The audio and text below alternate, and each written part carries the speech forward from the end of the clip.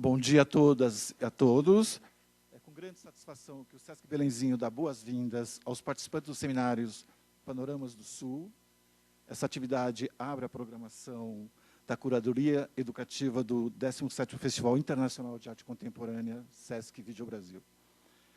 Lembramos que esse seminário será transmitido pelo Fórum Permanente, portanto, a permanência na sala significa que o eventual uso da imagem de vocês nessa transmissão está autorizado por cada um de vocês.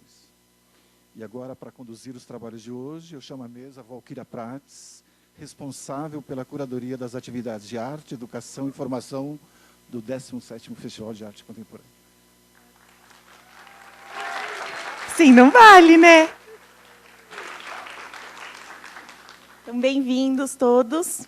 Hoje é o dia da abertura das atividades de ação educativa, mas a gente aqui tem chamado de ações de arte, educação e informação. O seminário é um ponto alto dessa programação, porque o seminário é o que vai discutir as questões da arte contemporânea, da mediação, do circuito de arte. E nosso primeiro encontro acontece em 2 blocos. Então, nós temos 4 meses de atividades aqui. Uma vez por mês tem um encontro temático. Esse primeiro, como é a abertura, a gente apresenta um pouco a ideia geral do festival, do 17º Festival Internacional de Arte Contemporânea, Sesc Vídeo Brasil. E, no período da tarde, a gente tem um trabalho para pensar a exposição como formação do cidadão. Então, para começar esse primeiro bloco, agora de manhã, eu queria convidar a Solange Farcas, o Márcio Harum, o Marcos Moraes, o Eduardo de Jesus e o Fernando Oliva para subirem aqui com a gente.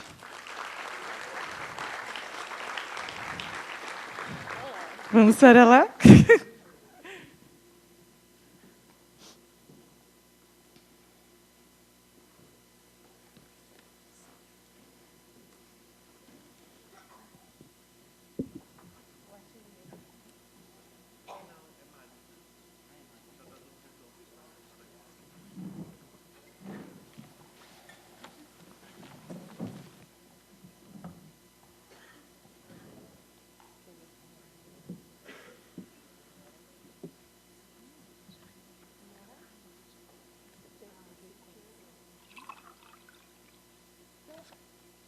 Funcionando? Sim.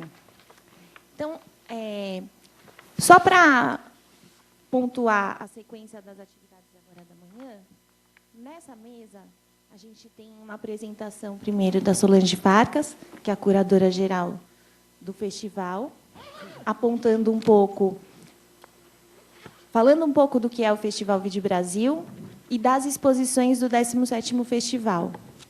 Depois, a gente tem uma apresentação do que é a curadoria educativa do festival. Em seguida, o Fernando Oliva fala um pouco sobre a exposição Panoramas do Sul. Depois, a gente tem o Marcos Moraes falando sobre residências, Eduardo de Jesus falando sobre os programas da Sesc TV, a Sesc TV como um lugar de exposição também. E, para finalizar, o Márcio Harum vai falar um pouco sobre o porquê do seminário, como o seminário foi estruturado e pensado. Então, gostaria de pedir a palavra à Solange Farcas. Obrigada. Bom dia a todos. Obrigada por estarem aqui nessa manhã.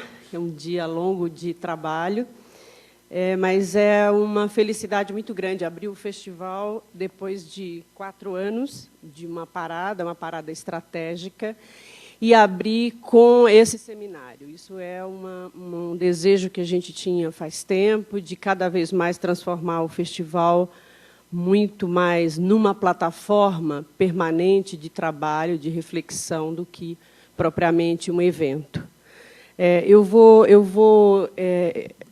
Quero agradecer, é claro, à mesa, aos meus colaboradores, os nossos colaboradores importantes que acompanharam e nos ajudaram a chegar nesse lugar, com um trabalho bastante colaborativo e pelo qual eu agradeço bastante. Quero agradecer também não podia deixar de fazer isso hoje, a equipe do Vídeo Brasil, a equipe do SESC, que bravamente nos ajudou a construir esse festival, essa plataforma de trabalho. Agradecer aqui a presença dos nossos convidados especialíssimos da mesa da tarde, pessoas que nos honram muito com a presença aqui. Eu estou falando da Janaína, falando da Tânia Brugueira, que é uma honra muito grande estar aqui hoje, e da Paula Santos Coy. Obrigado a vocês e bom trabalho para todos nós hoje. Bom,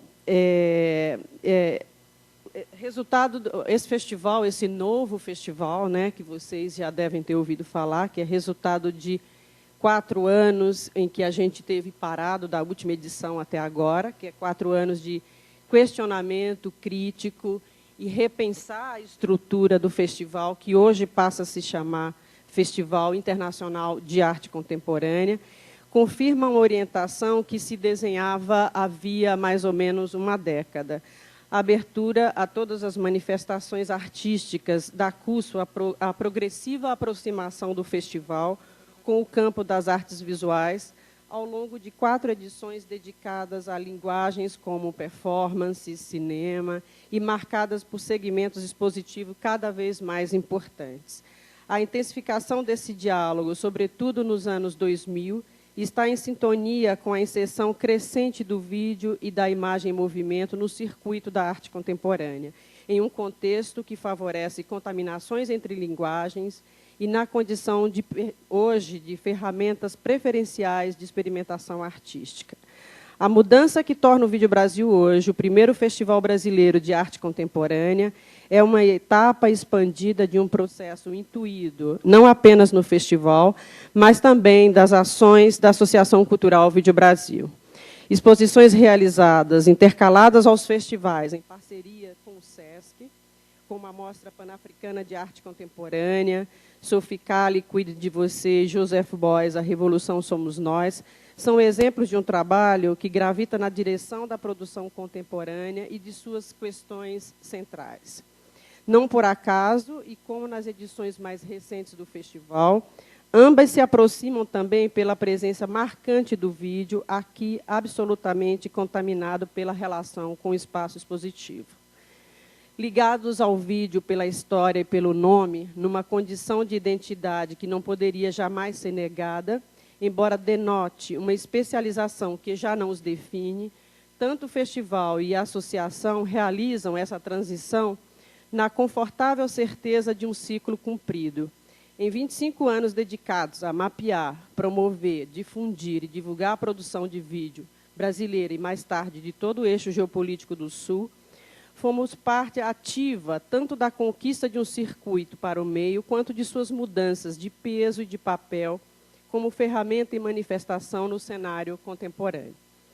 A exposição Panoramas do Sul, que reunirá aqui no Sesc Belenzinho, a partir do dia 30, uma centena de artistas e sua produção mais recente, a criação de um edital que possibilitou o comissionamento de 4 obras de jovens artistas em regime de ateliê aberto, a ampliação de uma rede de residência artística e esse seminário que se detém sobre as particularidades do circuito de arte no sul geopolítico são algumas das respostas que encontramos nessa edição para as questões que vêm norteando as mudanças do festival. Ao refletir criticamente sobre sua natureza como veículo de afirmação e legitimação de uma produção e sua capacidade de envolver um conjunto maior de diálogos, procuramos ir além das questões de forma e matéria para começar a entender impulsos e potências de transformação da própria atividade artística. Pela primeira vez aberta a todas as experiências artísticas, a Mostra Panorama do Sul traz a São Paulo 97 obras e foi construída a partir de um conjunto surpreendente de quase 1.300 trabalhos inscritos, dos quais mais de um terço realizado em outras plataformas. Todas as regiões do eixo ao qual o festival serve tradicionalmente de vitrine, o que chamamos de um sul geopolítico do mundo, estão presentes. Alinhada às mudanças conceituais do festival, a comissão de seleção, formada pelo artista Felipe Cohen, pela pesquisadora Nilva Costa da Luz e pelos curadores aqui presentes, Fernando Oliva e Márcio Harum, privilegiou o embate entre diferentes raciocínios artísticos, levando em consideração o quanto cada proposição se arriscou ao testar os limites da plataforma em que operaram. No panorama resultante, todas as principais questões da arte contemporânea estão, de certa forma, representadas, das políticas às simbólicas. As obras reunidas na exposição nos convidam a confrontar criticamente formas de sentir, conviver, fazer política nos relacionamentos com o mundo, com o outro, com a natureza e com a cultura. Esses convites se organizam em torno das linhas de força identificadas por essa comissão, que também serviu de orientação e percurso para a exposição. Assumindo os riscos curatoriais consideráveis de uma escolha baseada em submissões, gera um recorte de porte e diversidade únicas de uma produção potente, a arte produzida hoje nesse eixo geopolítico do mundo. Sobre essa árdua tarefa e rico processo, o Fernando Oliva falará na sequência para vocês. Um outro aspecto, que é o aspecto da experiência artística, que adquire relevância cada vez maior no cenário internacional, são as possibilidades criadas pelos programas de residência. Parcerias estratégicas com instituições de formação, pesquisa e produção nos permitem oferecer 8 prêmios de residências espalhados em 3 continentes, por 3 continentes. Ampliamos nossa rede de parceiros e vamos reuni-los aqui durante a semana de abertura do festival para apresentar seus programas em detalhes para os artistas e o público em geral. O Marcos Moraes, aqui na mesa, que é do nosso conselho curador e especialista em programas de residência, objeto da sua tese de mestrado, vai falar para vocês com mais detalhes sobre esse programa, assim como do impacto que ele tem sobre a produção contemporânea. Resultado, uma outra novidade também dessa edição, que é resultado de uma reflexão sobre o processo de pesquisa em arte e residências, criamos também o prêmio Ateliê Aberto, que é um projeto de comissionamento de obras, lançado nessa edição em parceria com a Casa Tomada. A premissa desse projeto foi trabalhar com jovens artistas residentes na cidade de São Paulo e, após um criterioso processo de seleção, 4 artistas desenvolveram obras em convivência entre abril e julho deste ano, sob o acompanhamento e orientação de um grupo de curadores e professores. A escolha da Casa Tomada, espaço de troca e pesquisa artística, alinha-se ao nosso desejo também de encorajar iniciativas geridas por artistas e organizações independentes, cuja estratégia de trabalho discute e reflete a necessidade da relação com a instituição e seus desdobramentos nos projetos artísticos. Essa experiência resultou num conjunto de 4 obras de diferentes formatos, gerados a partir de um mosaico de potencialidades, suportes e investigações impregnados pelos signos do espaço da casa e que passam a integrar a exposição Panoramas do Sul. O outro eixo do festival, cujo artista convidado é Olafur Eliasson, com a exposição Seu Corpo da Obra, que é a primeira individual dele aqui na América Latina, com a curadoria do Johan Volz, sublinha de forma contundente e muito feliz a mudança de escopo do festival, fruto de uma poética intrincada e de uma investigação ampla que envolve questões das ciências e da filosofia. A obra de Eliasson nos lembra constantemente de que as práticas artísticas só se completam, de fato, na fruição do público. Acessíveis, já que não exigem domínio das questões que as engendraram, as experiências sensoriais que propõem questionam a preponderância do objeto sobre o sujeito, convidando o espectador a perceber-se construindo a obra. Olafur é também tema de um filme da série Vídeo Brasil Coleção de Autores, dirigido a nosso convite pelo cineasta brasileiro Karim Anu. A aproximação desses 2 artistas no contexto desse festival gerou uma proposição que temos orgulho de comissionar, a obra Sua Cidade Empática, instalada no Sesc Pompeia, na qual o Olafusce serve para alimentar experiências relacionadas ao fenômeno conhecido como afterimage, de imagens de São Paulo, captado pelo olhar particularíssimo de Karim Ainun. Ampliamos o espectro de alcance do festival, que passa a se articular também na Sesc TV, para todo o país, com uma programação semanal, a partir da percepção da televisão como espaço de criação, reflexão e construção de sentidos em torno da produção artística contemporânea. O Eduardo Jesus, aqui presente, também da nossa comissão do Conselho Curatorial, falará para vocês sobre essa expansão do festival no ambiente da televisão. O conjunto de desdobramentos pensado para esse novo formato do festival é exemplo do que temos perseguido como instituição.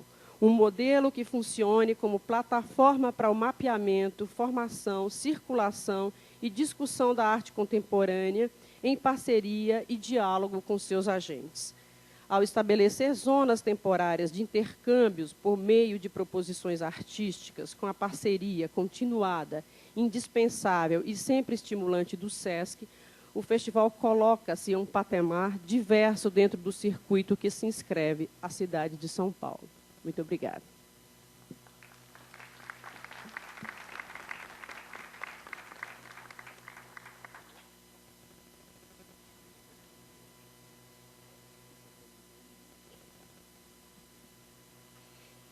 Então, agora, a gente vai conhecer um pouco, de forma bem resumida, como é que se estruturou essa curadoria educativa para o 17º Festival, quais são as ideias principais que permeiam todas as atividades que serão realizadas.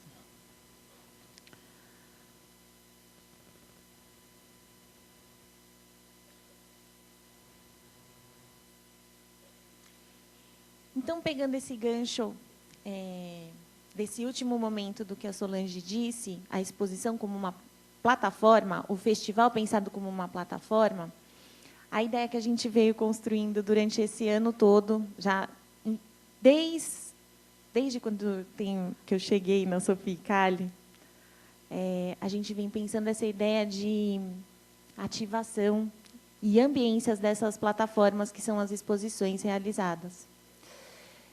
Pensando que a plataforma está ali aberta para qualquer tipo de acontecimento e tudo o que acontece lá dentro é construção de sentido para a exposição. Então, a exposição está ali como um lugar físico propício a encontros, a durações, a percepções. E isso é o que a gente tentou puxar agora para as duas exposições do festival e para as ações todas que vão acontecer. Partindo de um lugar que é esse de que a arte é o que torna a vida mais interessante do que a arte. Então, o Robert Filliou é um francês, um artista que fez parte do grupo Fluxus, e quando ele traz esse comentário, ele é muito caro para um trabalho de curadoria educativa, no nosso caso, porque temos o Sesc que é um lugar de formação constante de público de arte, mas também público de outras atividades. E pensar que a arte pode ser essa chave de entrada para olhar de novo para a vida, como a gente percebeu aqui na fala da Solange, em Panoramas, a gente tem a própria plataforma, os trabalhos dos artistas, convidando a reflexões para pensar o afeto, para pensar a natureza, a vida, a política. E isso já aconteceria. Uma pessoa que passe por dentro da exposição vai perceber esses convites a partir do seu repertório, a partir das suas experiências anteriores e da sua relação com a vida e com a arte. O que uma curadoria educativa pensa são formas concentradas de ativação desses espaços, formas dirigidas, formas que têm uma duração e um formato estabelecido para que algo aconteça, mas para que algo aconteça dentro de um contexto. E esse contexto, ele pode se desdobrar em atividades inúmeras.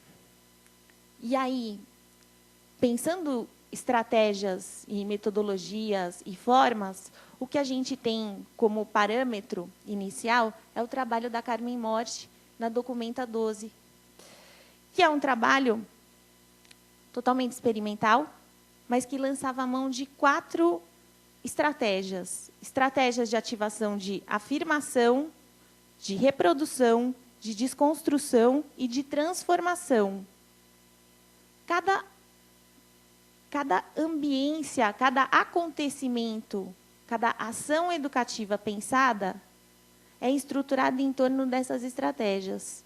Afirmação de ideias e contextos e atitudes artísticas e sociais, sempre a arte com a vida, sempre puxando aonde é que está esse lugar em que a arte e a vida se encontram nos trabalhos, na exposição, nessas conversas que acontecem dentro da exposição.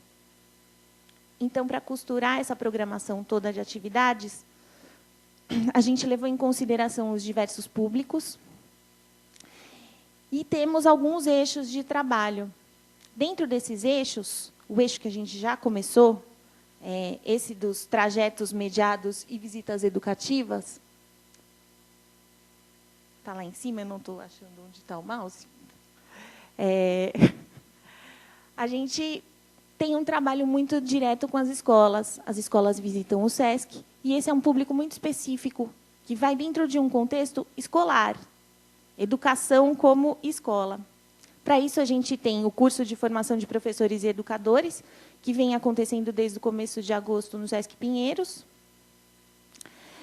E a gente vem fazendo um plano de formação continuada dos mediadores, que estão quase todos aqui, em encontros que vão se estender durante o trabalho de mediação, tanto no SESC Pompeia quanto no SESC Belenzinho. A ideia é que a gente tenha esse primeiro momento, esses encontros concentrados, praticamente todos os dias, a tarde inteira, leituras em casa, mas que a gente tenha planos de trabalhos individuais e em grupo durante todo o período da exposição. Esse programa de visitas educativas, que a gente pretende fazer dessa vez é um pouco experimentar outros tipos de visitas. Então, a exposição vira um laboratório de experiências de outras performatividades para visitas educativas. Então, uma coisa que a gente vai experimentar pela primeira vez é fazer uma visita ateliê. É uma visita que é prática.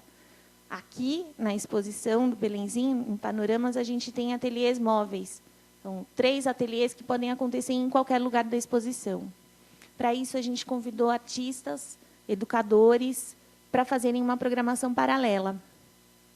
Além disso, os mediadores que trabalham na nossa equipe também vão experimentar o que pode ser pensar fazendo. O que pode ser visitar uma exposição mostrando com uma câmera um outro sentido daquilo que está sendo visto. Então, a gente tem alguns planos sendo desenvolvidos agora pelos mediadores. Os artistas convidados já desenharam oficinas para diferentes públicos. E aí isso reverbera nessas programações Arte em Família e essas oficinas para jovens, que vão para um caminho vídeo e fotografia.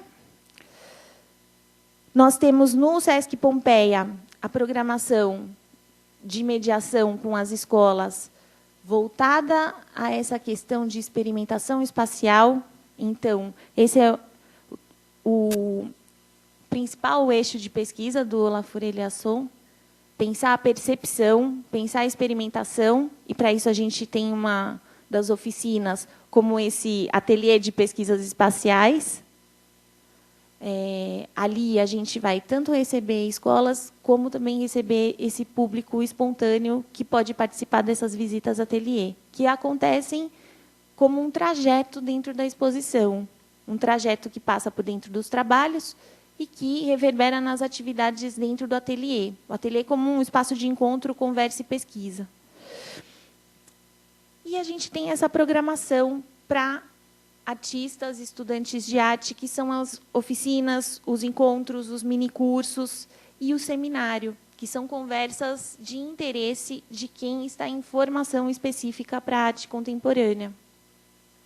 Então, com esse conjunto de acontecimentos, de atividades, o que a gente espera é que tudo que tem dentro da exposição possa ser potencializado, possa ser percebido por si, mas que possa ser percebido como um encontro, a exposição como um lugar de encontro e de troca. É para isso que a gente tem pensado essas atividades. E é para isso que a gente tem ido experimentalmente, que eu acho que é o que todo mundo está vivendo esses dias. A gente tem discussões acaloradas, acho que a mais acalorada de todas foi ontem. A gente tem concordâncias, discordâncias, e é isso que está construindo o sentido do trabalho que a gente quer construir aqui. Para finalizar, a gente tem uma ideia de que a gente não pode esquecer de que todo mundo, enquanto vivo, está em formação, está em movimento e está com a percepção ativa. Esses lugares de encontro são os encontros que potencializam e que fazem a gente perceber, de fato, que a arte pode ser uma das coisas, a arte, a ciência, a filosofia. No nosso caso, estamos aqui pela arte. A arte pode ser esse lugar onde a gente pode perceber que a vida é mais interessante do que a própria arte. É isso que costura o nosso trabalho. E daí, para finalizar, eu queria chamar o Fernando Oliva para falar um pouco sobre panoramas. E como foi esse processo de seleção dos trabalhos? Como é que foi um processo de construção de sentido? Aquilo que a gente tem conversado tantas vezes, que uma exposição é mediada em tantos lugares e por tantas pessoas, um trabalho, quando chega ali ao público, já passou por tantas conversas e por tantos embates de construção de sentido. Acho que o que o Fernando Oliva traz para a gente aqui hoje é um pouco a abertura desse processo.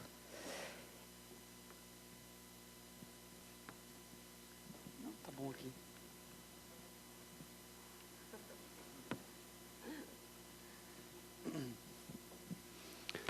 Bom dia. Retomando uma parte da fala da Solange, só queria deixar claro que a comissão da qual eu participei e sobre a qual vou falar um pouco aqui, como foi esse processo de trabalho, ela era composta pelo Márcio Arum, aqui do meu lado, né, pelo Felipe Cohen e por mim. Nessa composição já tinha algo de interessante, de particular, que era essa convivência entre profissionais de formação muito diversa, de perfil muito diverso, e sendo que um deles tem uma atuação como artista, né? Isso gerou uma certa tensão, um certo dilema interno na comissão que produziu os resultados que a gente vai conversar e que vocês vão poder ver no Panoramas do Sul.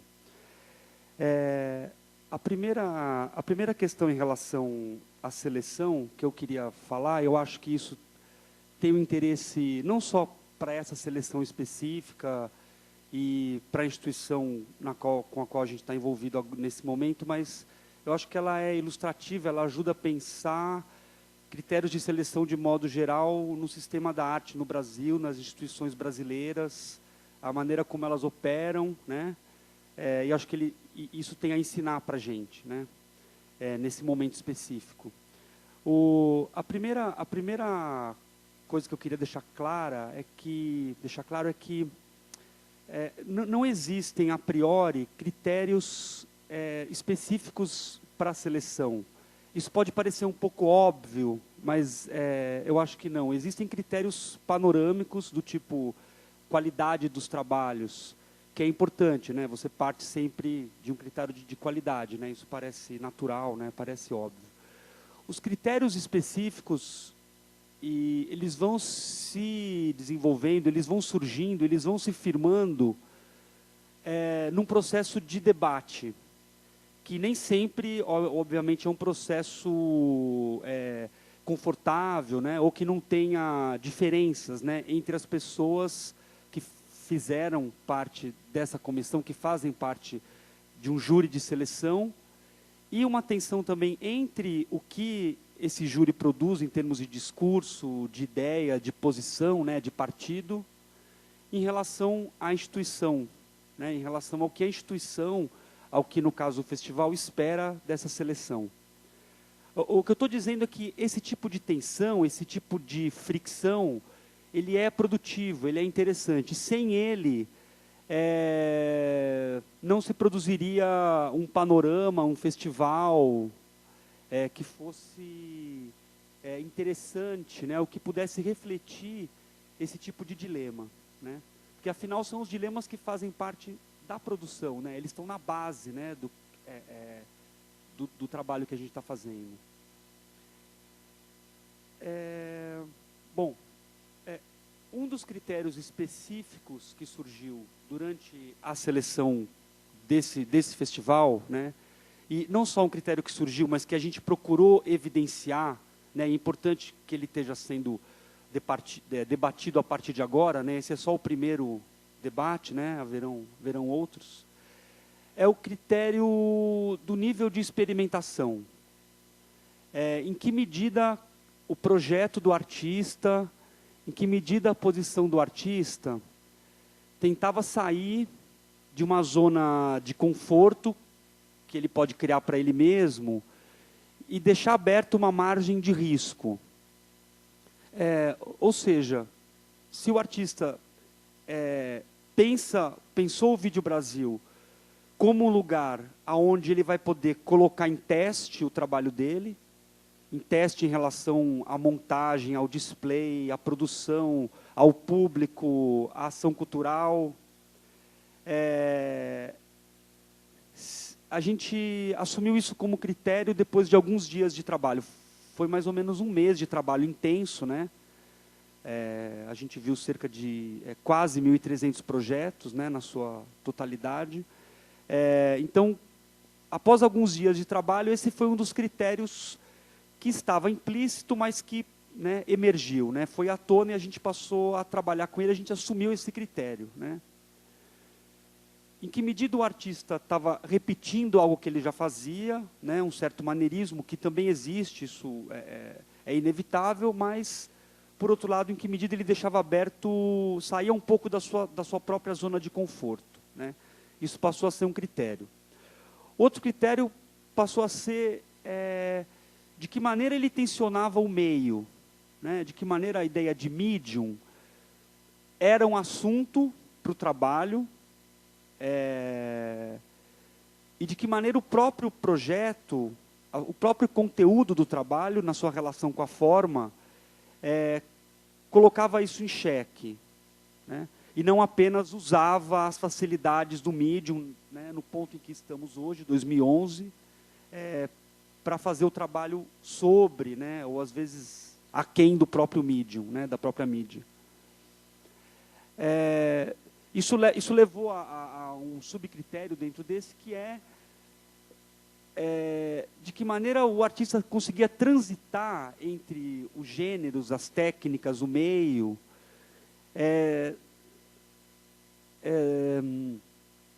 de que maneira ele pode, a partir de um trabalho de vídeo, lançar questões em direção à performance, ou à pintura, à instalação e vice-versa, né? De que maneira o projeto conseguia criar um trânsito entre esses gêneros. Bom, uma outra coisa importante que surgiu, né, já num segundo momento foi,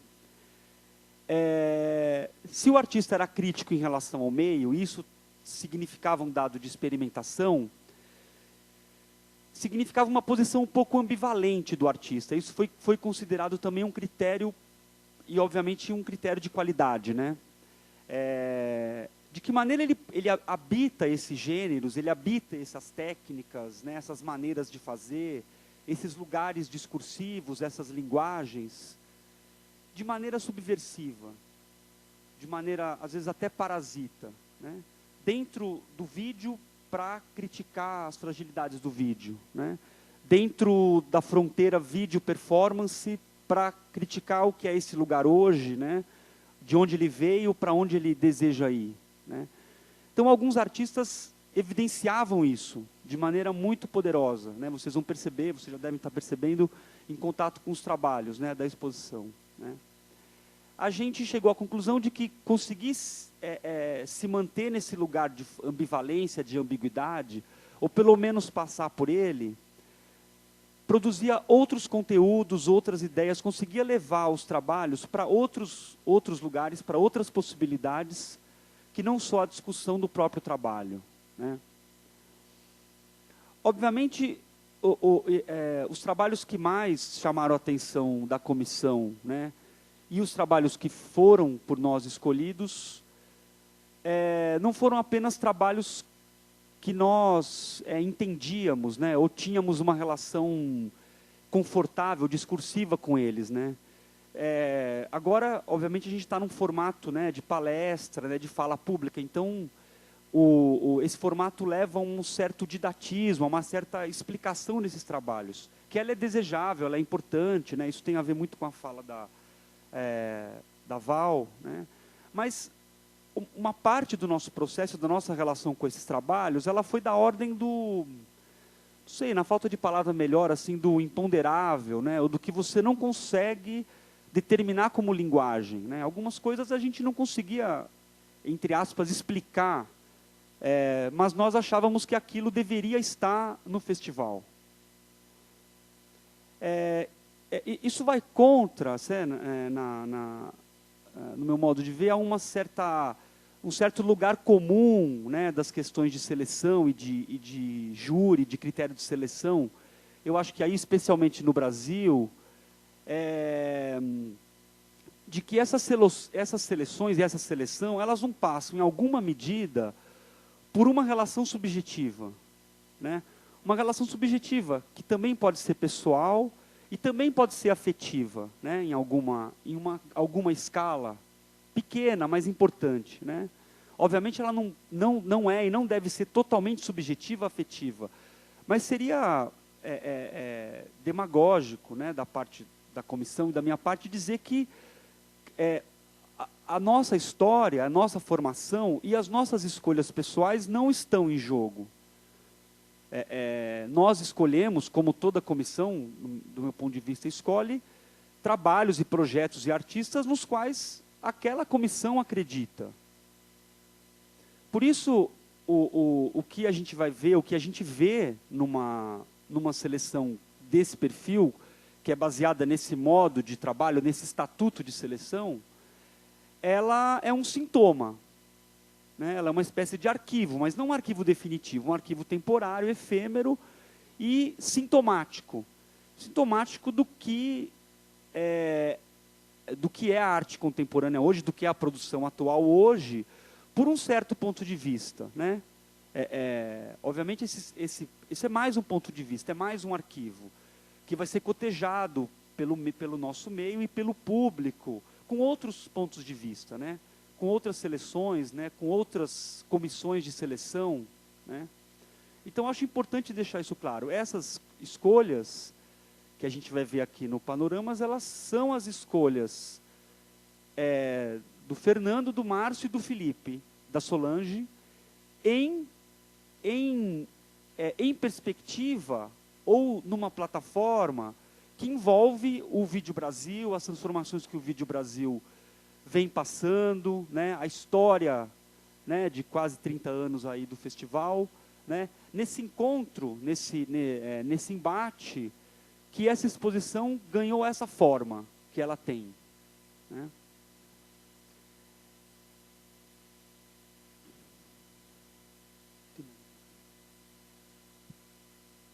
Bom, por fim, eu queria falar do que essa comissão produziu, né, do que esse processo de seleção desse festival produziu. Obviamente, produziu conteúdos, discursos, ideias, não só em direção ao trabalho, mas entre os trabalhos, né, captando sintomas muito atuais, né, muito presentes e muito evidentes dessa produção, né, desses quase 1.300 trabalhos, né, que vieram, né, de várias partes do mundo. Identificamos alguns recortes, né. esses recortes, eles estão numa espécie de estrada de mão dupla, né? Eles são uma espécie de membrana translúcida que atravessa os trabalhos, atravessa a produção artística e cultural e também é por eles atravessada. Esses recortes, esses lugares conceituais, né, se a gente quiser, eles não vão ser demarcados de maneira dura ou de maneira formal, né, dentro da exposição. Eles vão permear a exposição, né? Como vocês talvez já saibam, depois de muitas discussões e muitas ideias que surgiram, cerca de 10 possibilidades ou 10 recortes possíveis, né? Chegou-se, né, também conversando com a curadoria geral do festival, em quatro recortes, né, que são cartografia do afeto, natureza versus cultura, dispositivos óticos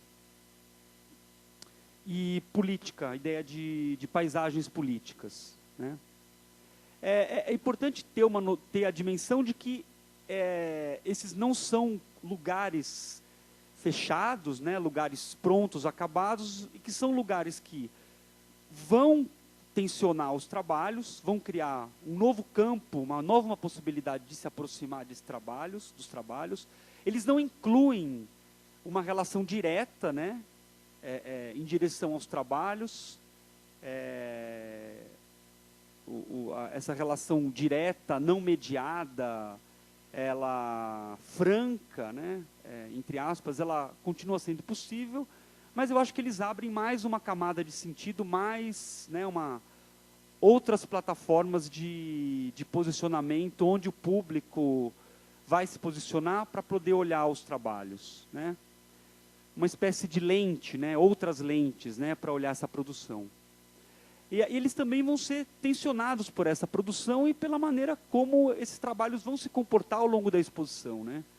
A gente está falando de algo dinâmico, vivo, né, que vai se transformar desde a abertura e não vai terminar com o encerramento da sessão expositiva, né? Que vai prosseguir nos debates, no catálogo, nas conversas entre as pessoas, né?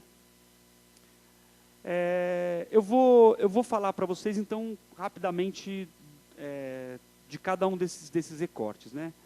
Primeiro recorte, cartografia do afeto. Os trabalhos reunidos neste módulo da exposição podem ser entendidos como tentativas de criar representações possíveis para questões de ordem subjetiva, muitas vezes a partir de percursos únicos, porém com a capacidade de se tornar língua comum. Intra e extra-arte. Gramática compartilhada, que mapeia uma sensibilidade de fronteiras entre o pessoal e o coletivo, entre o indivíduo e a sociedade. Natureza e cultura. De que maneira se reaproximar da história, de um cânone histórico, de maneira franca, livre de preconceitos e vícios herdados do passado? Parece ser esta a pergunta que estes trabalhos se colocam, tanto para si como para o espectador. E a saída pode estar, ironicamente, na mais antiga das estruturas da história da arte, o gênero, que estes artistas habitam, não como moradores em busca de conforto, mas às vezes como agentes parasitas, subversivos e questionadores dessas próprias estruturas. Seu objetivo não passa por restaurar esses tecidos esgarçados, mas sim por produzir novas e poderosas fissuras. Dispositivos óticos. E aí, no caso dos dispositivos óticos, a gente chegou nisso também por essa sensibilidade da produção que a presença do Olafur trouxe para a gente nesse momento, né? Eu acho que nesse tipo de trabalho vocês vão encontrar muitas relações com as ideias que estão sendo debatidas em relação à produção do Olafur, que também está presente nesse momento aqui, né? As obras dessa sessão posicionam no centro do debate a noção de um mecanismo gerador, no sentido mais abrangente que o termo oferece.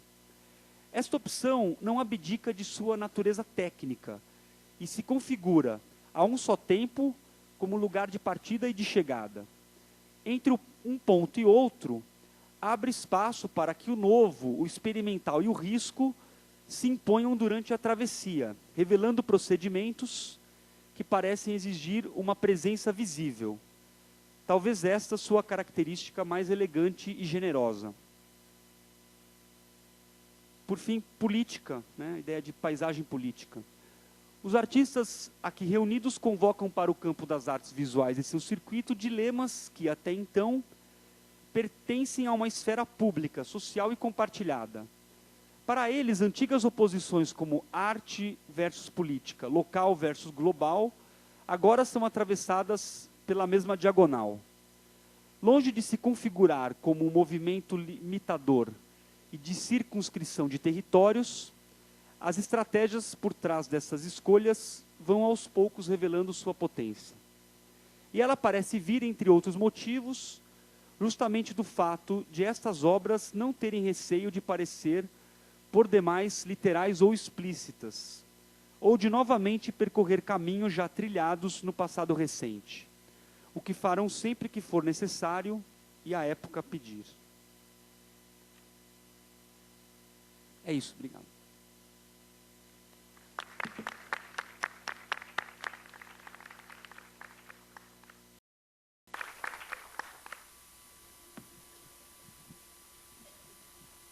Então, agora, para continuar, a gente tem o Marcos Moraes falando das residências.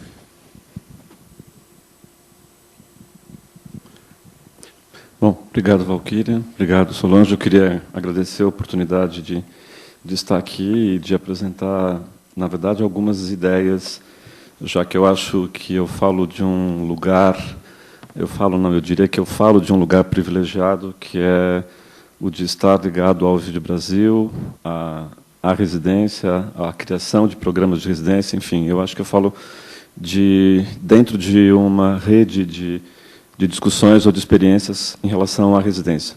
E, nesse caso, em particular, falar dentro dos seminários do Panoramas do Sul sobre residência, sobre a Rede Vídeo Brasil de residência, sobre o projeto Ateliê Aberto, a Casa Tomada, me leva a tentar, de alguma forma, trazer alguns pontos específicos sobre a própria ideia, o próprio sentido da residência dentro de uma perspectiva contemporânea.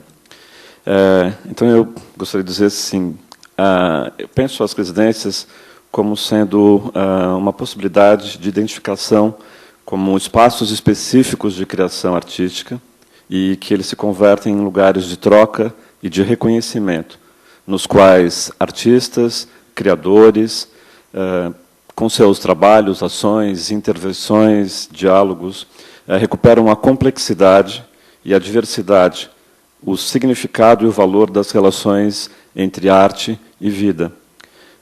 Eu acho que, nesse sentido, de alguma maneira, é possível retomar o ponto de partida, ou um dos pontos de partida teóricos conceituais que a Valquíria acabou de mencionar, que é o artista Robert Filliou.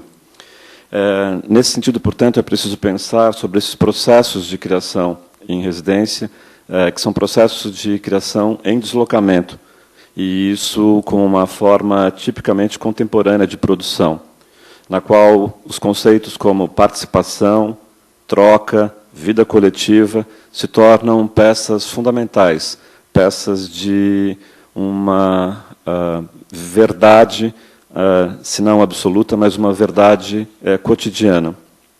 Tudo isso, portanto, em uma forma de estratégia de atuação. É preciso pensá-la também como mecanismos de colaboração com a cena artística local e ainda como um meio de dinamização e de circulação de informação e conhecimento. A residência é, nessa perspectiva, um instrumento de transformação ao promover o estabelecimento de relações mais amplas do que aquelas que oferecem ou pelo menos no ambiente acadêmico de instituições formais de ensino. E também determinados circuitos e formas de atuação, ao mesmo tempo que permite apontar alguns, para não dizer muitos, dos conflitos e das contradições entre a arte e seus espaços, incluindo aquele com o qual eu acho que me familiarizo muito mais, que são, na verdade, os espaços de formação, as escolas ou a instituição formal, a instituição formalizada de educação no âmbito da arte. Nesse sentido, eu gostaria, desde o início, de enfatizar alguns pontos ou o potencial que eu penso estar diretamente relacionado a esse processo da residência.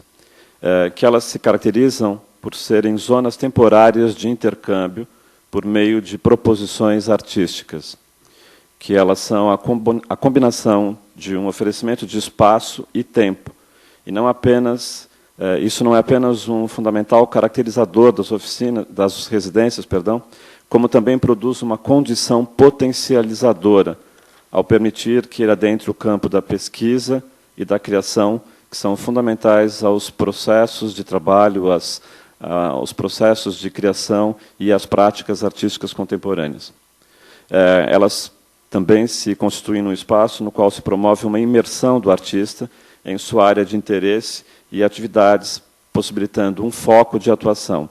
De uma certa perspectiva, também retomando parte da fala da Valquíria, pensar, portanto, nesse processo como mais uma das possibilidades de otimização, de ativação, portanto, uma estratégia nesse sentido de uma perspectiva de ampliação da ação artística, da ação de educação e de formação. Também pensar nas residências à medida em que ela possibilita a ampliação das relações intersubjetivas, favorecendo-as com um contato cotidiano e com diferentes perspectivas de proximidade. São mecanismos facilitadores de conhecimento e de apreensão da cidade, do espaço no qual ela se insere, dando a esse, entre aspas, visitante, uma condição de morador, ainda que de morador temporário, mas que implica em criar vínculos e laços efetivos e afetivos com o espaço e com o traçado urbano. Pensar também que elas provocam no artista um desejo de estar consigo mesmo, em processo de reflexão que possibilita, de um lado, a ampliação do fluxo criativo e produtor, e, de outro, um potencial reflexivo decorrente de desobrigações, de compromissos que não seja de estar em confronto consigo e com o seu potencial. Elas promovem ainda as trocas, a vida em comum, os processos e a produção coletiva, valoriza a individualidade, a preservação da heterogeneidade de propostas, mas inseridas em um ambiente de vida que é um ambiente de vida comum. Elas criam a condição de inserção do seu entorno, a cidade principalmente, já que nós falamos de uma maneira geral de residências ou de espaços dessa natureza que se inserem dentro de ambientes urbanos. Ela se insere, portanto, numa perspectiva mais ampla de fazer com que ele seja percebido e apreendido em outros lugares, como possível destino de um processo de deslocamento e de reflexão. Pensar ainda que elas oferecem uma alternativa ao artista que habitualmente produz em seu ateliê, distante ou dissociado dos processos que antecedem a difusão, afirmando ainda que esta não é mais a única condição. Já há muito tempo, o ateliê não é mais o espaço, ou esse espaço específico, mas a residência nos permite, então, acentuar ainda mais essa ideia de que ele não é o único espaço e essa relação não é a única condição de produção, de formação e de desenvolvimento. Poderíamos falar ainda de um tipo particular de sociabilidade que pode ser percebido nesses espaços das residências artísticas. O deslocar-se de um círculo de relações sociais habituais e colocar-se isolado para estar em contato com o outro, ou os outros. Assim, a perspectiva do artista em residência não é a da mítica de uma solidão, de um Robinson Crusoe na ilha deserta, já que nós temos que pensar que ele está numa outra natureza, e não nesse embate com a natureza, mas sim na busca pela sobrevivência de uma perspectiva mais ampla. Numa perspectiva contemporânea, portanto, o que se aplica ao proposto pelo conceito de residência artística, o ateliê não é mais necessariamente esse lugar do puro isolamento, assim como a casa. E eu me permito pensar nessa ideia do ateliê e da casa, que são espaços que nós discutimos frequentemente, espaços, lugares, enfim, e pensar a residência como esse ambiente de produção e de formação, e aqui a ideia da casa vai me remeter mais adiante ao ateliê aberto, especificamente à casa tomada. Por outro viés, isso pode servir como um contraponto ao isolamento decorrente dos processos de fuga da vida contemporânea e ameaças do cotidiano das grandes metrópoles. O que nos leva à proposta de pensar em residências como forma de responder a um sintoma desse isolamento atual. A necessidade de buscar, então, formas de experimentar e de vivenciar o mundo pode explicar esse interesse e necessidade de artistas contemporâneos procurarem as residências em um mundo marcado pela mobilidade, pela globalização, pela afirmação do local como forma de reação a essa, agora, permanente transitoriedade. E acho que vale a pena nós pensarmos em uma perspectiva de residência artística como uma onda, uma gigantesca onda, que, a partir da década de 1990, parece assolar e preparar um processo de percepção e de mudanças no posicionamento do artista em relação à sua relação com a cidade, com o espaço e aos seus processos de criação. As certezas e unanimidades em torno da residência são, portanto, de criar para um artista uma condição de espaço-tempo específico e destinado à criação, à produção, às relações e à difusão. A ênfase em valores como o tempo e o espaço diferenciados marca a ideia de residência e são incessantemente apontados como essencial, como condição de trabalho para o artista, nessa situação específica que é a da residência. E elas respondem ainda a essas demandas de condições para criar, reivindicadas por aqueles que veem nesses ambientes a sua condição de atuação, não na sua realidade, nem em sua fantasia utópica, mas em um contexto próprio, em uma espécie de heterotopia. A residência ainda pode ser pensada como integrante de um espectro de ações e de um nomadismo contemporâneo que procura e afirma a singularidade, por oposição a um sentido de globalização totalizante. E essa afirmação encontra respaldo nas quase que totalidades ou na unanimidade das falas de artistas que produzem depoimentos e reflexões sobre esse processo, transformando esse caminho numa afirmação desse potencial da residência. Dentro dessa perspectiva, eu queria, então, falar um pouquinho, ainda que rapidamente, sobre a experiência específica de pensar a residência dentro desse modelo que foi proposto para o 17º Festival do Vídeo Brasil, que foi o processo do ateliê aberto com a casa tomada. E, nesse sentido, também retomar uma pergunta que me foi proposta num dos momentos dessas discussões, que era a de como pensar um processo de acompanhamento que se desenvolveu durante esse processo de produção dos artistas na residência. E o processo, ou melhor, a pergunta falava sobre o processo de acompanhamento como linha de orientação ou como uma forma de direcionamento dessa discussão. Então, a minha reflexão nesse sentido é de que não é possível, ou que eu particularmente não acredito, que haja regras muito rígidas e sem parâmetros de referências que são norteadores para um diálogo que se apresenta na condição de quem acompanha, de quem se aproxima de um processo de desenvolvimento de trabalho que é muito característico de residência e que foi exatamente o processo desenvolvido no ateliê aberto Vídeo Brasil Casa Tomada. Se eu já havia mencionado que essa relação tempo e espaço são elementos fundamentais e diferenciadores, eu acho que o processo de produção em residência, um dos valores significativos atribuídos a ele é a relevante possibilidade dessas trocas, que, no caso específico do ateliê aberto, se deu de uma forma não apenas entre o grupo de 4 artistas, mas ainda com as intervenções e relações dos acompanhantes e de todo o sistema, todo o processo de trabalho que a Casa Tomada propôs para esse projeto.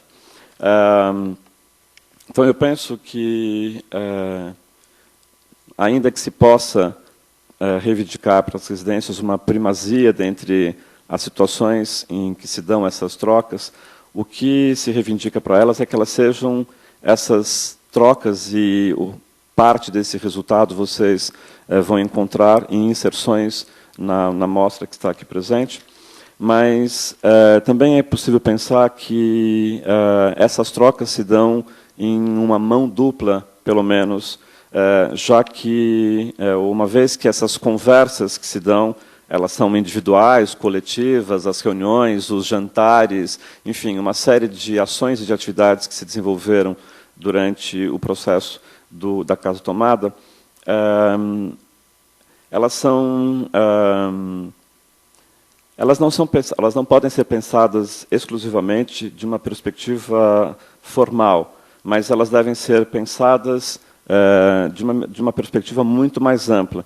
E elas devem, portanto, possibilitar, tanto para os artistas como para aqueles que fizeram essas intervenções, uma possibilidade também de reflexão, uma relação de tempo e de convivência que é ainda mais ampla.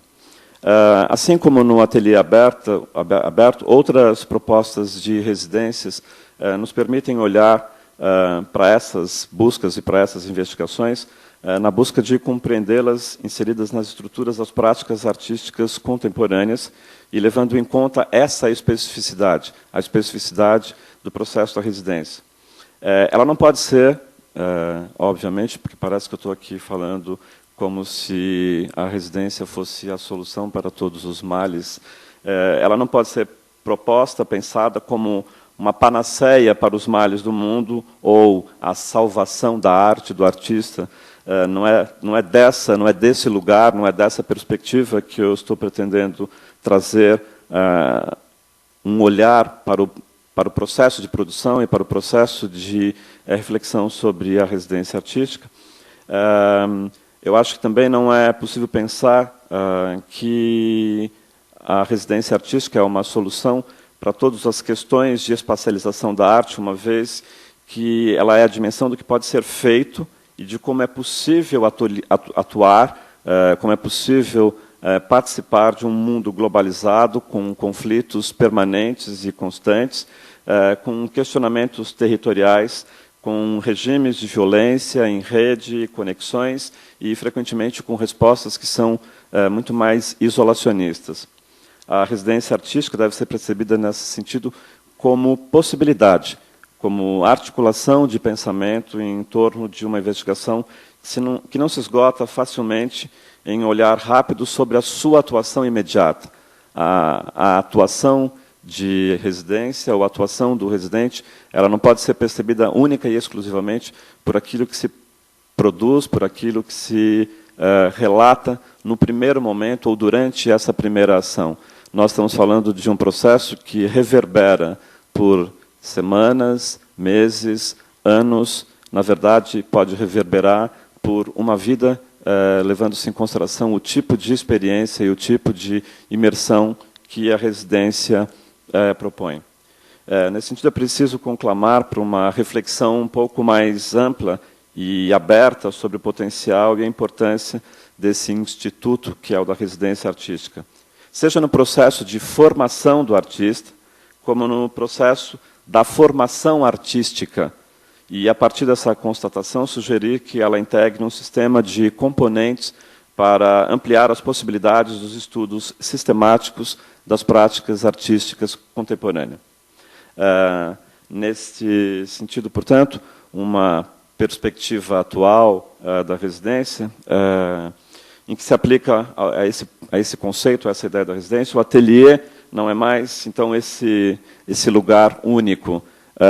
E, nesse sentido, o Ateliê Aberto Casa Tomada foi pensado como uma possibilidade de convivência e deslocamento na cidade de São Paulo, de uma relação de artistas que vivem nessa cidade, mas que, a partir dessa relação dentro do ateliê, ampliaram essa perspectiva.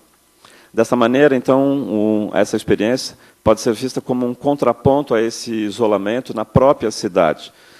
Pode ser pensado, portanto, como uma forma de rever, uma forma de repensar a sua relação com a cidade. O que nos leva a pensar, portanto, na proposta de pensar as residências como uma forma de responder não apenas ao isolamento que eu havia mencionado, mas nesse desconhecimento que nós temos da própria cidade, do próprio espaço no qual nós vivemos. Acho que uma indagação ainda pode surgir no meio dessas discussões, o de se a residência se insere como um elemento facilitador ao proporcionar, ao propiciar, certamente, uma simplificação no sistema das relações intersubjetivas. Seria, assim, a residência apenas um espaço para determinadas formas de práticas artísticas ou das práticas artísticas contemporâneas, em meio a uma diversidade, a uma quase que impossibilidade de identificação, de reconhecimento destes programas, desses espaços, dessas relações. Em meio a tudo isso e de circunstâncias de realizações e de inserções culturais, não parece ser esse um caminho em que a residência enverede ou se direcione. No caso específico do Ateliê Aberto Vídeo Brasil, na Casa Tomada, um simples, e eu estou brincando um pouco aqui com esse simples, mas um simples olhar para a especificidade e a diversidade de abordagens que os projetos originalmente selecionados apresentam, já afirma essa ideia. Para quem, e acho que todos poderão ter, de alguma forma, acesso às ideias iniciais, aos projetos, e a esse processo de construção dos trabalhos que vocês irão perceber, para quem se deparar com isso, é possível imediatamente identificar esses meios, linguagens, suportes, investigações e interesses. Eles apresentam, eles formam um gigantesco mosaico de possibilidades e de potencialidades, muitos dos quais se apresentam nos trabalhos aqui inseridos nessa mostra do Panorama Sul, mas que são apenas o início de um processo de desdobramento que será possível acompanhar no trabalho dos 4 artistas que integram a mostra. Um ponto importante ainda para essa discussão é pensar na residência artística como um lugar, como um espaço, no qual a relação de cada artista com o desconhecido e que se apresenta a ele ao aceitar um desafio para viver essa situação do desconhecido. Um desconhecido que se dá até mesmo na sua situação de aparente conhecimento e compreensão do espaço, da metrópole, da cidade na qual ele vive. Esse desafio para viver uma situação que rapidamente pode converter-se em uma adversidade, em uma dificuldade. Não apenas visitar ou estar, mas estabelecer vínculos com as pessoas, com os espaços, lugares. Permitir-se relacionar para produzir. E, a partir dessa interação, é preciso pensar ainda que a ansiedade e o medo, que são peculiares aos seres humanos e, muitas vezes, motivadores dessa forma de relação com o mundo, são, nesse caso específico da residência, elementos importantes como parte desse desafio, desse estar deslocado e desse viver junto. Inserido em outro contexto, o artista não tem mais o controle absoluto, ou aquele controle que ele pensava ter. E se percebe como incapaz de deter isso em suas mãos.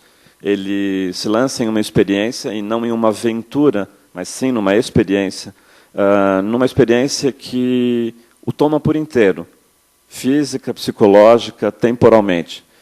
Se a proposta da Casa Tomada não implica no que habitualmente nós conhecemos como uma residência artística, na medida em que cada um parece ter, nos dias de hoje, uma ideia ou uma concepção sobre o que pode ser uma residência artística.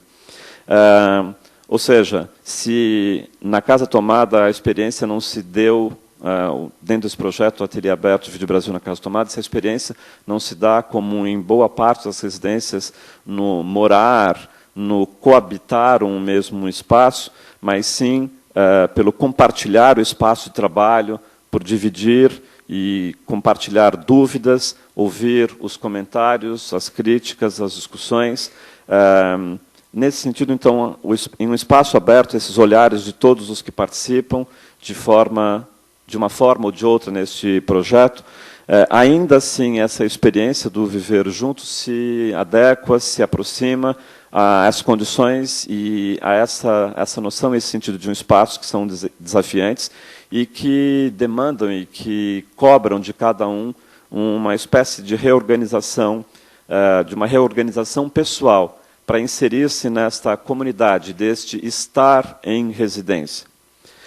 Para cada um desses artistas foram oferecidas condições de trabalho que foram de apoio financeiro à interlocução, como uma forma de apoiar o desenvolvimento desse projeto selecionado, passando ainda pelo espaço de trabalho, pelo apoio logístico, pelo apoio institucional, quando necessário, quando demandado e quando provocado. Por outro lado, também foi preciso que cada um deles, sabendo previamente das orientações, dos mecanismos, do sistema de funcionamento da Casa Tomada, participasse dessas ações previstas, bem como colaborasse nos processos de adequação à dinâmica de trabalho e o da convivência desse grupo constituído naquela relação de tempo e espaço. É possível, então, aprender que, de todo esse processo, de todo esse mecanismo, ou resulta, ou se constitui um conjunto significativo de experiências. E, portanto, que pensar nas trocas, pensar na relevância dessas trocas que se dá na residência, pelo convívio individual com cada artista, pelo convívio com a comunidade, torna, e essa é uma afirmação minha, torna essa experiência ou esse espaço de produção cada vez mais relevante para pensar os processos de formação e de difusão da produção artística.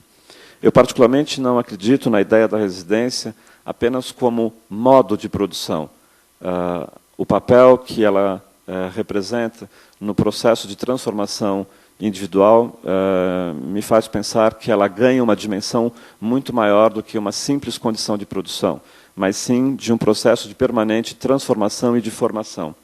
A residência, portanto, converte-se nessa proposta em uma plataforma para a atuação e uma reflexão sobre as práticas artísticas, centrada na necessidade de pensar a produção de forma crítica e como geradora de conhecimento. Então, só para finalizar, eu gostaria de defender, e eu estou defendendo uma ideia baseada na minha experiência de diferentes perspectivas de contato com a residência, a afirmação da importância da residência artística, e mais ainda, para a sua potencialidade como processo de formação, como eu disse, e não apenas como um processo de produção. Obrigado.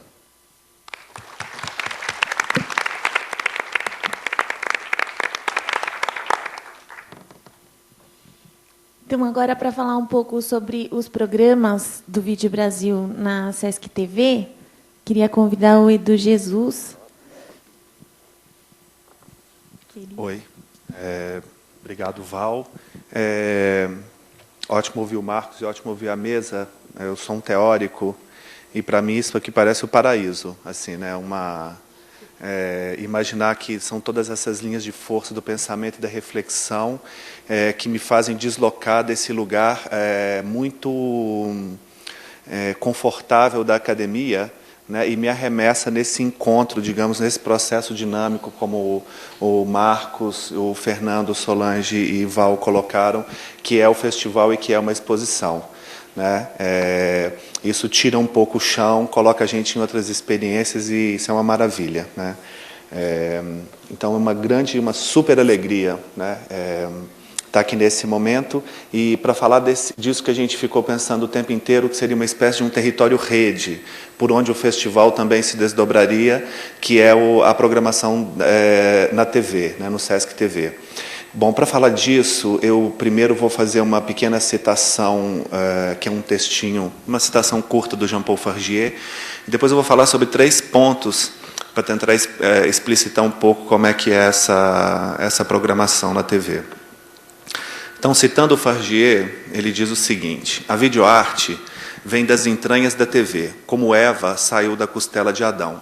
E esse novo meio de expressão não elege como primeiro alvo o cinema, mas as artes plásticas.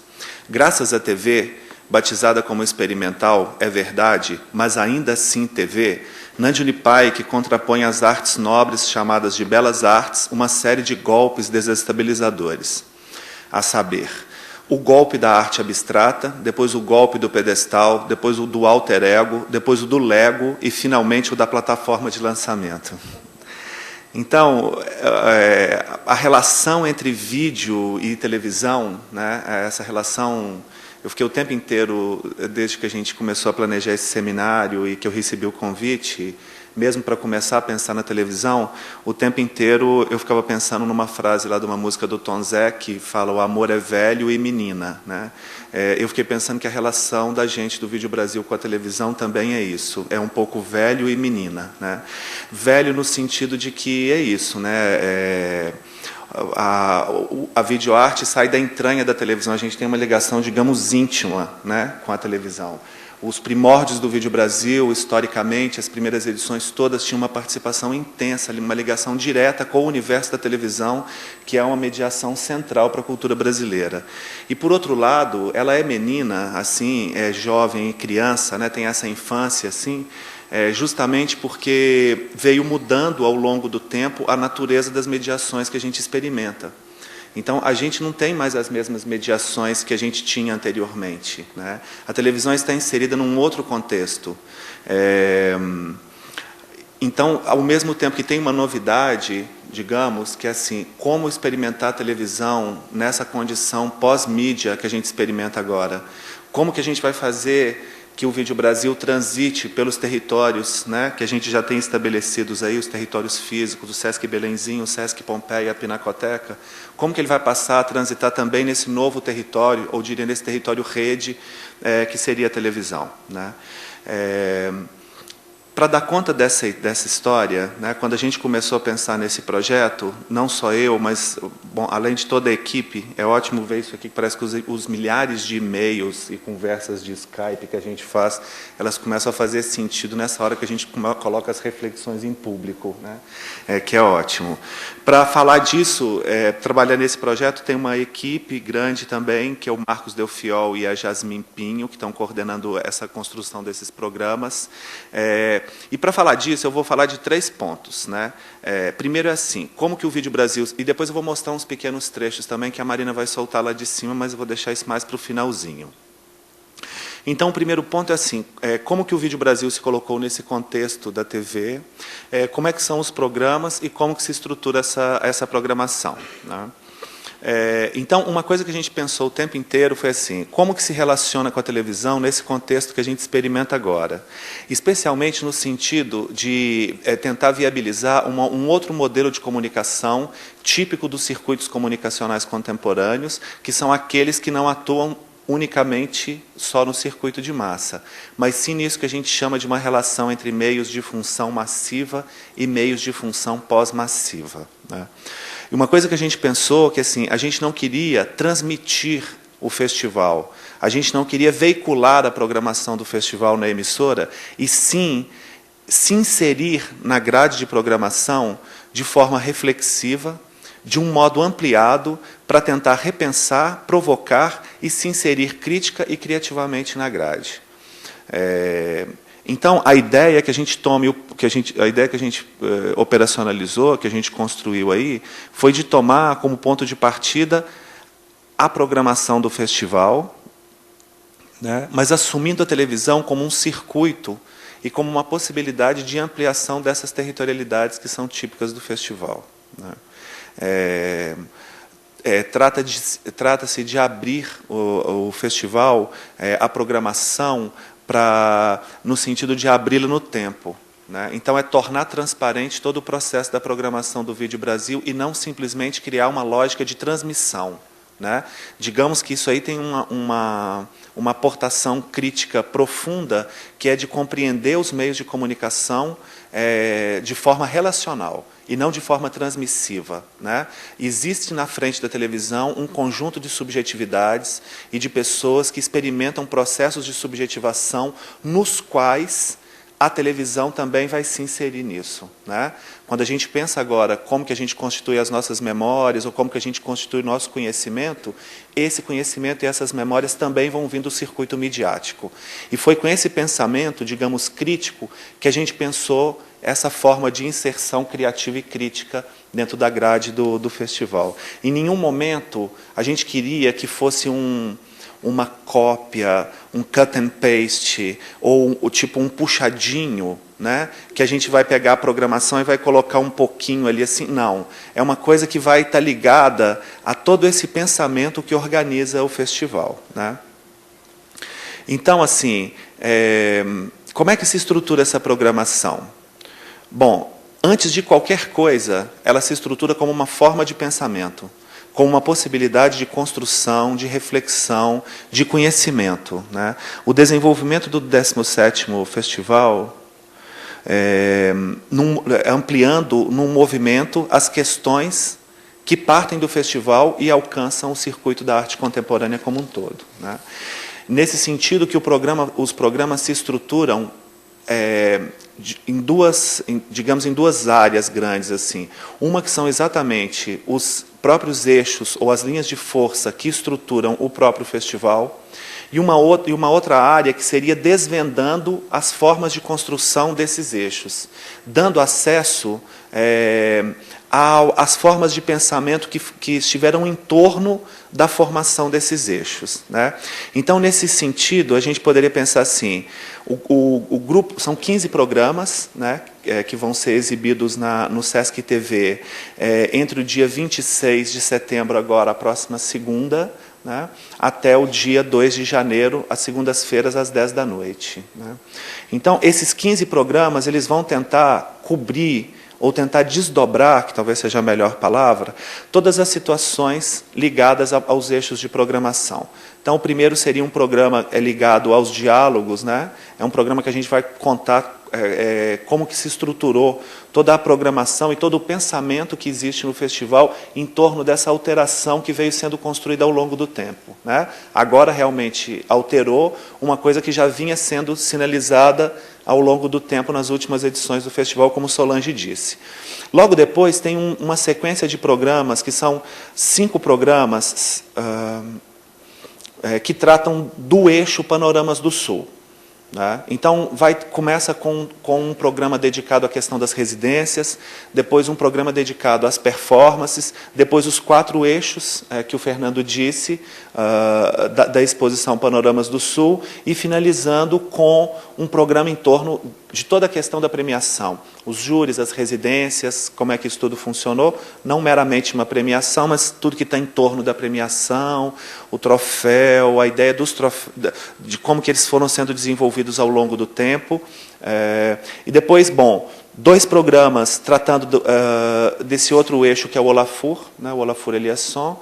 Um primeiro programa que vai ser efetivamente um encontro com ele mesmo, a gente chama de Encontro com Olafur Eliasson, explicitando as questões que movem a obra, né, e como é que ele estruturou o trabalho dele aqui. E depois Olafur Eliasson, Seu Corpo da Obra, que é um programa que vai mostrar as obras do Olafur apresentados pelo curador Johann Vols. Depois a gente tem uma sequência de programas que vai tratar desse eixo que é educação e formação. Então, vai falar sobre o programa educativo, isso que a Val falou bem rapidamente. A gente vai tentar falar como que esse programa, o educativo e os projetos de formação funcionam, dando voz às pessoas que participam neles também.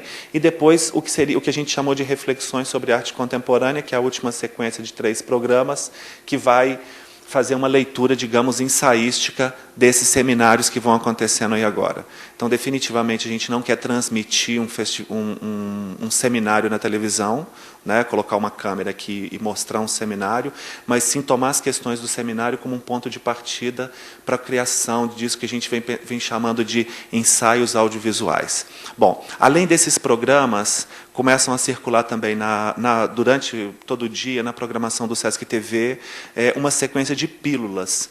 Essas pílulas vão mostrar tanto os trabalhos dos artistas que estão no Panoramas do Sul, quanto os outros eixos que compõem todo o festival, como o La Liaison, a montagem das obras, os seminários e tudo mais. E alguns históricos também.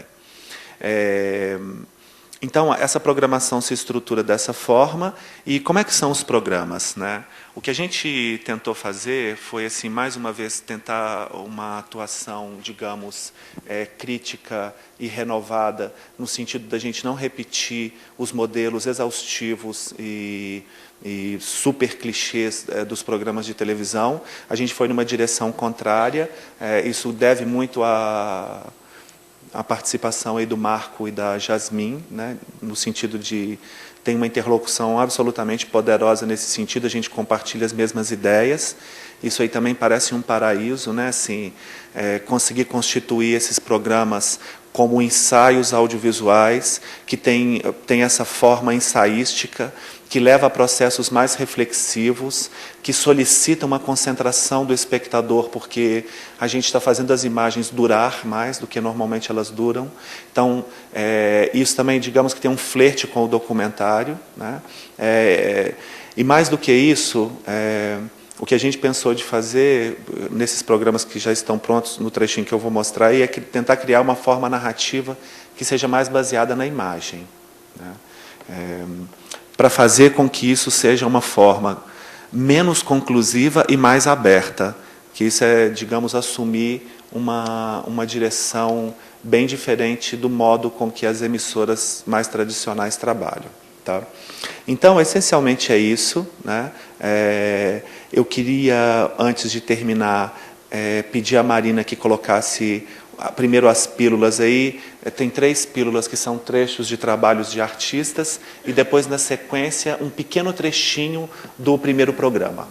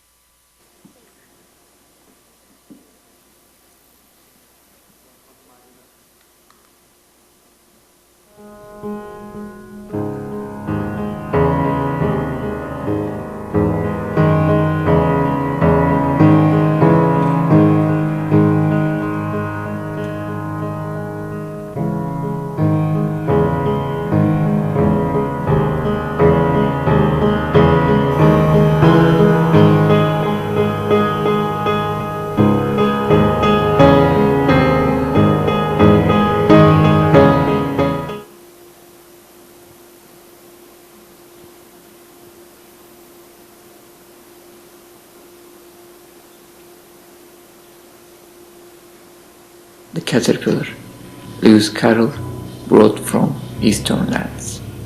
Now Aisha is without her caterpillar and scared of stepping in her tail.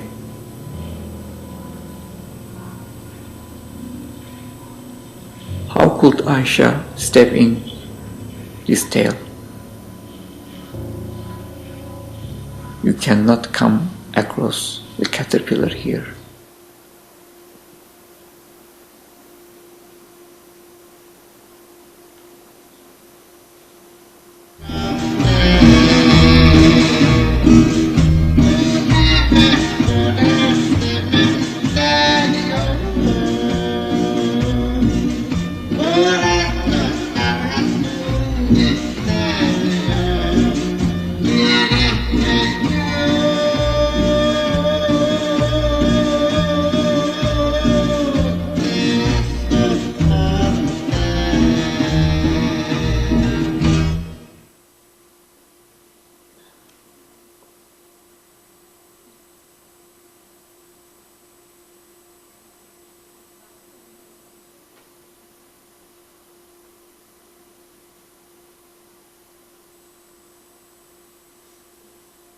e o artista Felipe Cohen. Eles tiraram daí 97 trabalhos que realmente traçam um panorama dessa produção recentíssima do mundo. A novidade desse ano, que é um festival que não é mais restrito ao vídeo, à videoarte, como historicamente ele é reconhecido e foi reconhecido, mas um mapeamento da produção de arte contemporânea desses países, dessa região do mundo. O Eixo Sul é uma realidade mais do que geográfica, é conceitual, porque essa mesma região veio se alterando e mudando de cara com as últimas mudanças geopolíticas dos últimos 15 anos, né? Como o nome diz, Panoramas do Sul, eu pretendo que de fato trace um panorama que seja o mais abrangente possível dessa região que é gigantesca.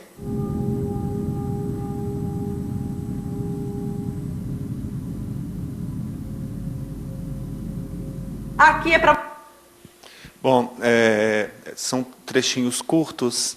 Então, a primeira sequência são 3 pílulas. Essas pílulas têm duração de 30 segundos. Elas vão povoar a programação do Sesc TV durante todo o tempo. E a última parte é um pequeno trecho do primeiro programa, tá bom?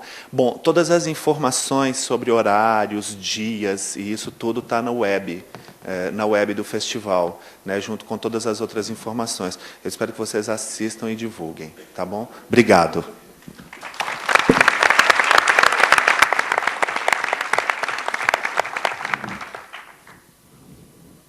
Agora, para encerrar as atividades da manhã, o Márcio Harum vai contar um pouco sobre esse processo de pensar os seminários, todos os 4 seminários Panoramas do Sul. Obrigado, Val.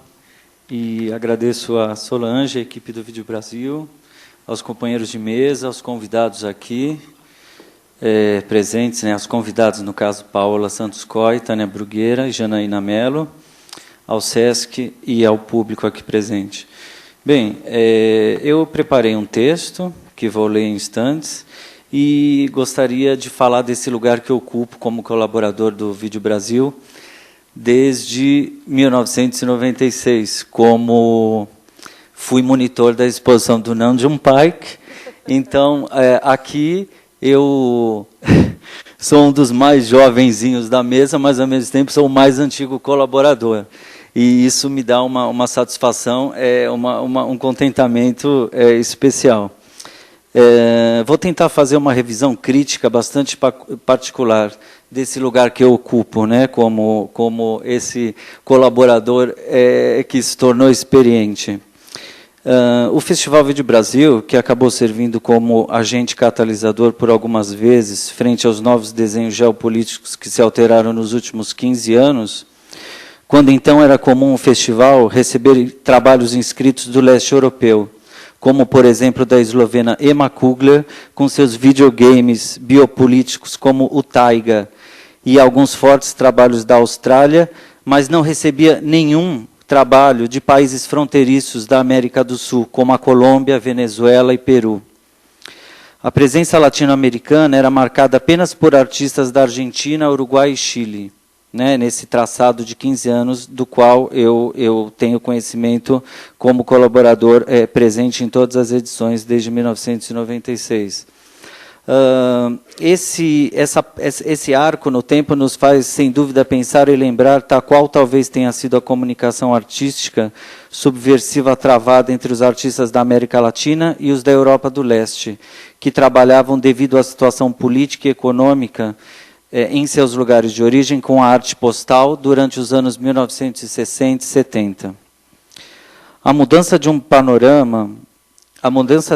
panorama Vídeo Brasil se dá com a virada dos anos 2000, com a vinda de curadores latino-americanos como Priamo Lozada, do México, falecido em Veneza, 2007, e de Tijuana, como o grupo Norte Collective, num estrondoso live PA com 4 pickups. Ou também do curador peruano José Carlos Mariátegui,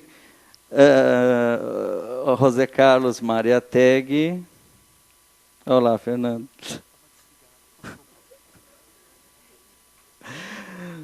do Peru, que contribuíram com mostras e curadorias, além de atraírem a atenção de artistas de seus países a quererem participar do Vídeo Brasil em São Paulo. O deslocamento desse eixo ocorre, de fato, com a exposição Possible Narratives, da curadora libanesa Christine Tome e do artista libanês Akram Zaatari, na 14ª edição do Vídeo Brasil em 2003. A parte todo o apanhado de transformações dos trabalhos de arte e dos laboratórios artísticos tecnológicos percebidos ao longo deste período, vimos de dentro do Vídeo Brasil o surgimento e o findamento de processos que levaram artistas latino-americanos a sistematicamente ingressarem em academias europeias de novas mídias nos anos 1990, como a KHM em Colônia, a ZKM em Karlsruhe, ambas na Alemanha, por exemplo, e a francesa Le Fresnoy, e o Banff Center no Canadá.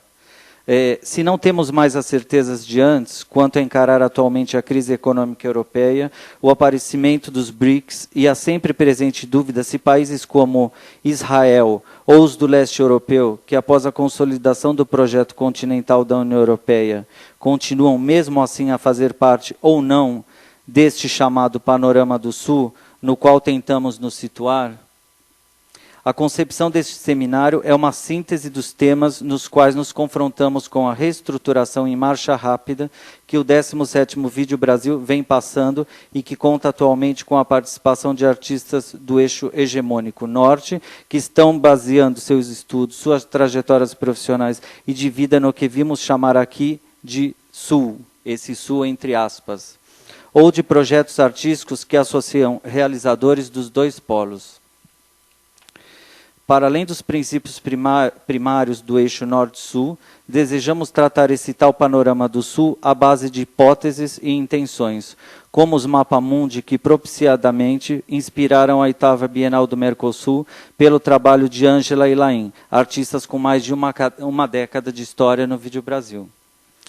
O Dimension Map, o mapamundi do arquiteto Buckminster Fuller, de 1946, que é o ano posterior ao fim da Segunda Guerra Mundial, que é nada mais do que um cubo-octaedro que rompeu com a ideia de norte e sul e acima e abaixo. O mapa manifesto do artista uruguaio Torres Garcia, que inventou 3 anos antes do primeiro mapa mundi, né, o do Buckminster Fuller. Portanto, em 1943, ele inventa o mapa manifesto que questionava a hierarquia estabelecida ocidentalmente e sob a convenção Nosso Norte é o Sul. Ou ainda a projeção cartográfica de Gal Peters, de 1973, chamada de Terceiro Mundista, por evidenciar as nações que, historicamente, compõem a parte mais pobre do mundo. Arno Peters o batizou de Mapa para o Mundo Mais Solidário, ao contrário da projeção de Mercator, que é com a qual estamos habituados graficamente e escolarmente. É um grande contentamento que a curadora adjunta da 8ª Bienal do Mercosul, Paula Santos Coy, esteja aqui, presente, porque eu tive essa inspiração vendo esse mapa do Buckminster Fuller para ilustrar essa fala dos últimos 15 anos da trajetória do Vídeo Brasil, que acompanhou todas essas mudanças geopolíticas do eixo sul, do circuito sul.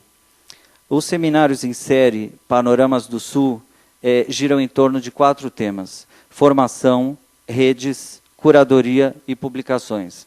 A coordenação desse seminário é da minha companheira Valquíria Prats e a gente realiza esse trabalho juntos aqui no 17º Vídeo Brasil. E essa série, esses seminários em séries, são estruturados para além do contexto geopolítico. Tem o intuito a cada seminário em explorar a potência e a singularidade desse circuito, cuja característica recorrente é a descontinuidade em diversos níveis e sentidos, a partir de contextos onde tensão política, social e cultural de diversas ordens alteram e rearticulam os processos de subjetivação, as formas simbólicas, as relações de alteridade e, atualmente de forma intensa, o modo de efetivação e circulação das informações e imagens. Os seminários pretendem propor aos participantes sensibilizações conceituais e críticas que possibilitem a visualização de formas de diálogo e trânsito não apenas entre os agentes do Sul, esse Sul entre aspas, mas também nas suas múltiplas formas de relação com o que talvez possamos chamar aqui e agora de Norte. Idealizados em torno de 4 eixos temáticos, a formação, redes, curadoria e publicações, as mesas têm como ponto de partida os seguintes motes de observação e discussão em torno das práticas formativas, institucionais, curatoriais e editoriais públicas, com os quais conforma-se está o campo propício a inúmeras ligações, confrontos, desgastes e paradoxos de forma dinâmica. A arte como contexto de formação do cidadão, a arte como terreno de formação do cidadão, a instituição à margem das redes de arte, hipóteses para o Sul, intenções editoriais, quem lê e quem escreve, para o quê? Cada sessão de trabalho conta com um mediador que apresentará o recorte temático à audiência. A seguir, um convidado virtual apresenta um vídeo, uma conversação em vídeo e um comentário crítico acerca do tema a ser discutido. A apresentação de 2 estudos de caso oferece elementos e subsídios a partir dos quais se explicitarão diferentes dimensões dos assuntos abordados. Ao final, um debatedor sintetizará o conjunto de questões apresentadas, na tentativa de lançar e promover a reflexão junto ao público, de um pensamento que seja capaz de dar vista ao agora e aqui da arte. Então, eu começo fazendo uma breve leitura de quais serão as próximas mesas. Eu começo pela de outubro, sigo pela de novembro e termino com a de dezembro e volto para anunciar a mesa de hoje à tarde. Então, no dia 29 de outubro, a gente tem a mesa A Instituição à Margem das Redes de Arte, com a mediação do Marcos Moraes. A conversação em vídeo é com a Maria Inês Rodrigues, curadora colombiana agora baseada no MUAC, na cidade do México DF. A gente tem a participação da Tainá Azeredo e da Teresa Farcas, da Casa Tomada, aqui de São Paulo, e do Pablo Leão de la Barra, do Center for the Aesthetic Revolution. A debatedora será a Cristina Freire. No dia 19 de novembro, a mesa tem o título de Hipóteses para o Sul. A mediação vai ser por minha conta. O comentário em vídeo é da curadora nigeriana Bizi Silva. O Adriano Pedrosa vai discorrer sobre Untitled, a 12ª Bienal de Istambul, recém-inaugurada na Turquia.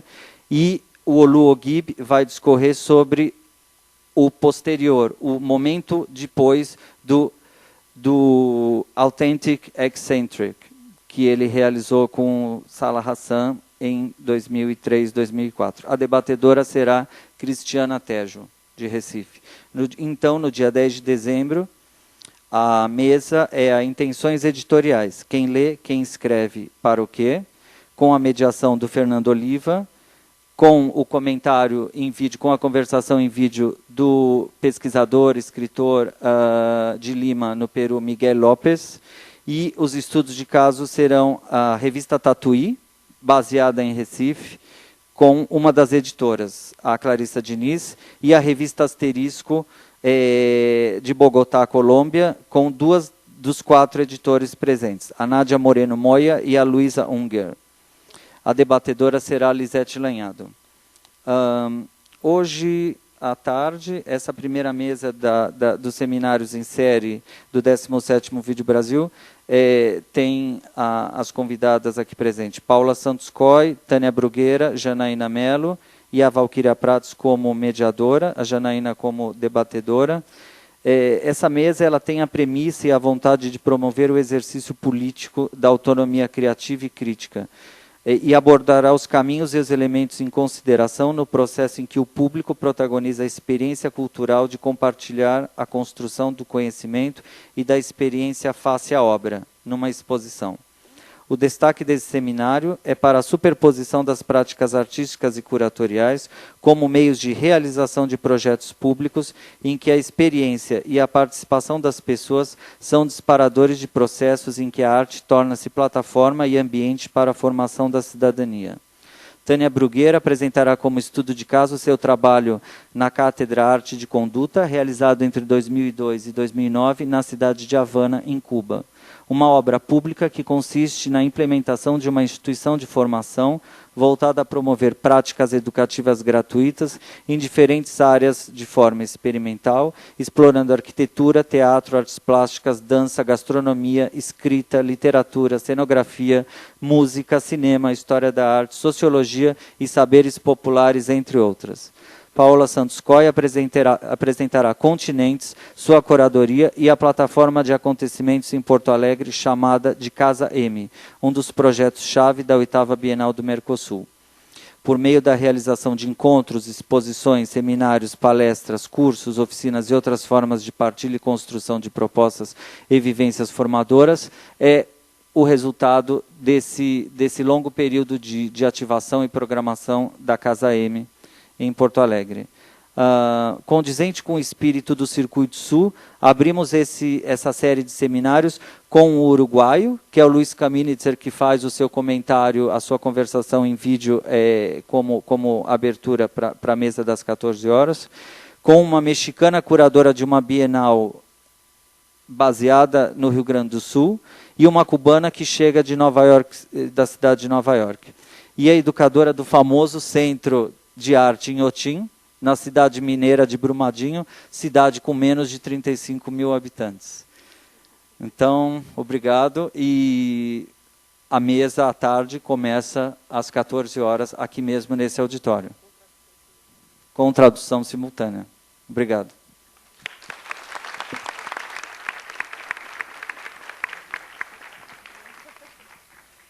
Então, agora, só para encerrar essas atividades da manhã, a gente se encontra aqui de novo às 14, mas eu queria aproveitar para agradecer a Solange e a Ana, porque me ensinam muito sempre, e porque esse processo aí, desde a Sofia e Kali, tem trazido possibilidades de experimentação que eu acho e acredito que eu não teria em outro lugar. Um acolhimento.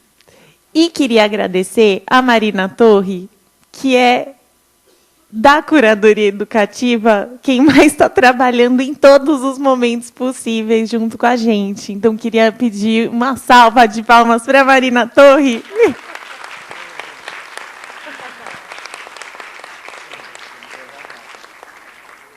E queria dizer especialmente que o Márcio Harum e a Marcela Tiboni têm sido grandes companheiros. O Márcio, na organização do seminário, aprendi muito, foi muito bom. O processo todo. E a Marcela Tiboni, que é uma super companheira dessa equipe, que tem quase 120 pessoas e que a gente tem andado junto construindo um trabalhão. Então, queria também pedir uma salva de palmas para os dois.